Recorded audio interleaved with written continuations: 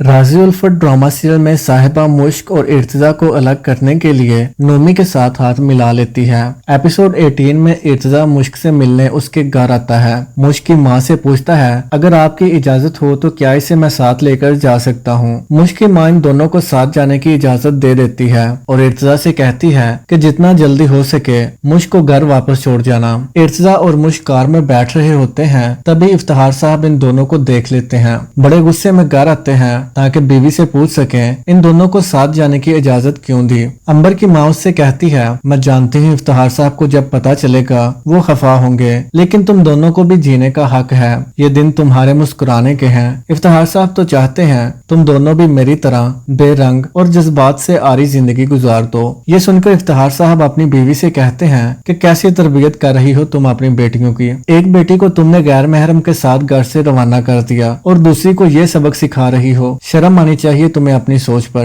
इर्तिजा और मुश्क काफी अच्छा टाइम स्पेंड करते हैं। मुश्क अपनी मोहब्बत का इजहार करते हुए इर्तिजा से कहती है कि मैं आपकी मोहब्बत में पागल हो चुकी हूँ, मेरा इलाज सिर्फ आपके हाथ में है। इर्तिजा, मुझे दुनिया के सामने रुस्वा मत होने देना। इर्तिजा कहता है कि तुम बेफिक्र रहो, ऐसा वक्त हमारी जिंदगी में कभी नहीं आएगा। नोमी अपने ही रंग में साहिबा को डाल लेता है, उसे नशे पर लगा देता है। साहिबा कहती है, काश मैं मुश्क और इर्तिजा को अलग कर पाती। नोमी इस बात की हामी भर लेता है, अगर तुम्हारा ये काम मैं कर दूं। साहिबा बहुत खुश होती है। नोमी, अगर तुमने ये मेरा काम कर दिया तो मैं जिंदगी भर तुम्हारी एहसानमंद रहूंगी और जैसा तुम कहोगे वैसा ही करूंगी। इर्तिजा जब घर आता है तो नोमी उसके इंतजार में ही खड़ा होता है। मुश्क के बारे उल्टी सीधी बातें करने लगता है। इर्तिजा नोमी का गिरेबान पकड़ लेता है, अगर आइंदा मैंने मुश्क का नाम तुम्हारी जुबान पर सुना उसी वक्त तुम्हें गोली मार दूंगा।